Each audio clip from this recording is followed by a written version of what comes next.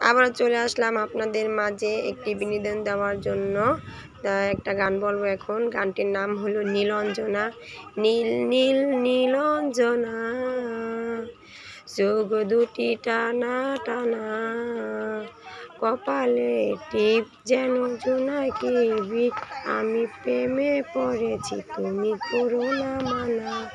আমি হলো গানটা পারি না, আর আমার গলারও সুরটা তেমন ভালো না, কণ্ঠটা আমার গলাটা হলো ভেঙে গেছে। তো যদি আপনাদের ভালো লাগে অবশ্যই কমেন্টে বলবেন, তাহলে আমি গানটা পুরোভাবে শিখে আপনাদের মাঝে উপস্থাপনা করব, বিনোদন দিব। তাই ভালো থাকবেন, এখানে বিদায় নিলাম।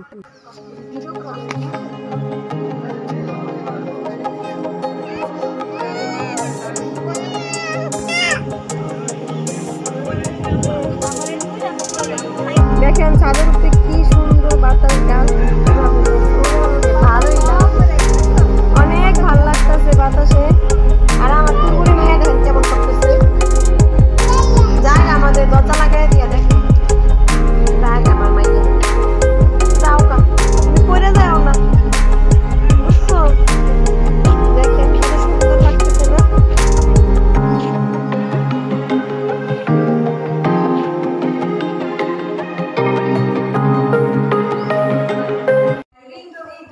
না না, কিছু কথাও ছাড়তে করে বাইরের কোনো একটা শব্দ গান উঠতেছে না, ওই গানের শব্দ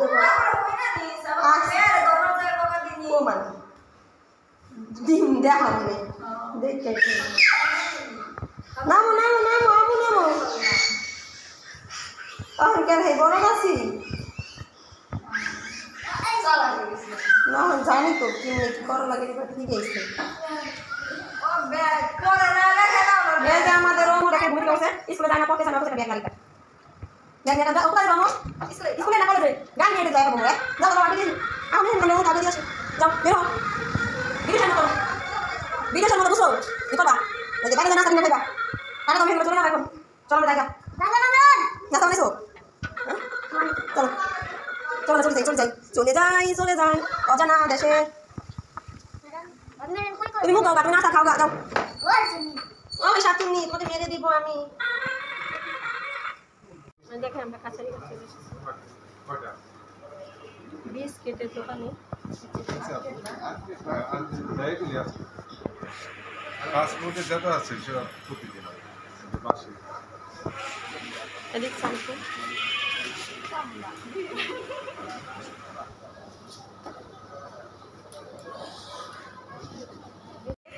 তাই এটা আমাকে গিফট করেছে, তাই আমি 100 টাকা আছে 100 টাকা আছে বৃষ্টির বাপ তো দেখি বুঝছি যে কালা ধরে গেছে সাদা কাছে জানি ম্যাডাম মনে করে আনতে হয়। আমার তো বাইরে কাপড় চোপড় রয়েছে।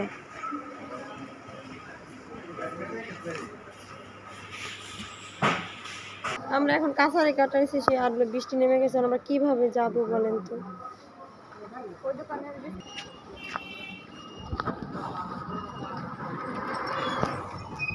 লজ্জা লাগে।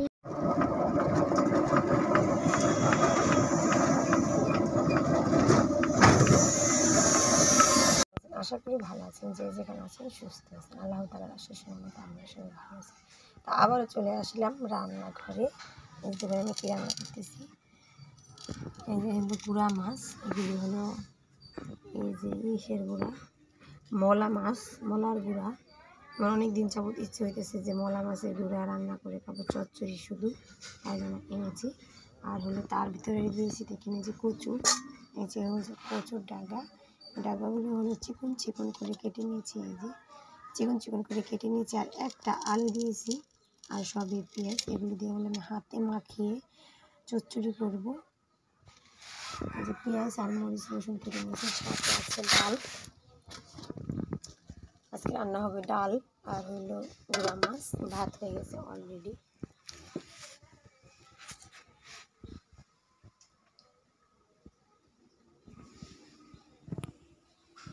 দেখেন বাইরে হলো প্রচণ্ড বাতাস আজকে, এখন একটু কমছে, আবারও কিছুক্ষণের মধ্যে আসতে পারে, বলা যায় না। তো আমার ফুল ভিডিও তো দেখবেন, দেখার আগে বলে দিচ্ছি অবশ্যই একটা লাইক দিয়ে দিবেন, কমেন্ট করবেন, সাবস্ক্রাইব করবেন, পাশে থাকার বেল আইকনটি অন করে দিবেন।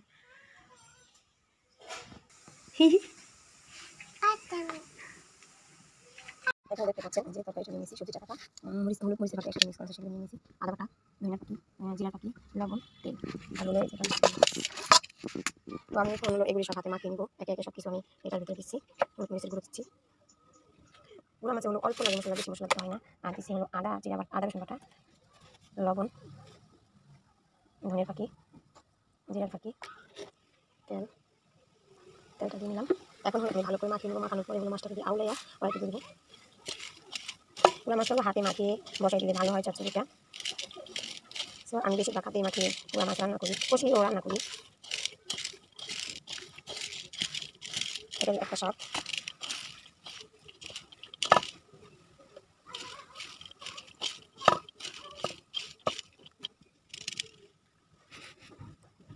এগুলো হচ্ছে তেল নিয়েছি, তেলটার ভিতরে এখন সবজিটা ছেড়ে দিচ্ছি।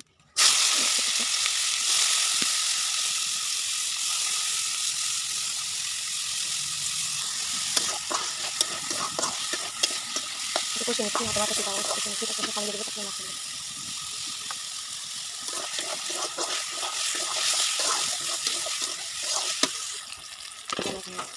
পানি দিলাম।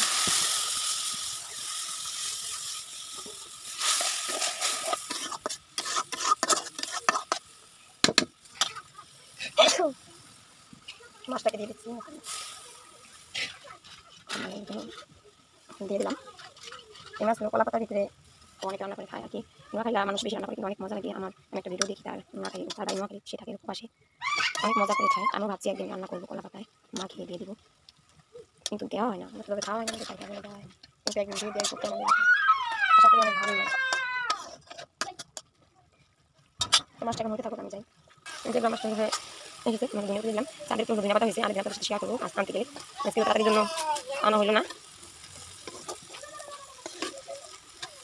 গুঁড়া মাছের তরকারিটা আমার রান্না করা শেষ হয়ে গেছে। আর এই যে পাতলা ডাল। এখানে বিদায় নিয়ে নিচ্ছি। ভালো থাকবেন, সুস্থ থাকবেন, আল্লাহ হাফেজ।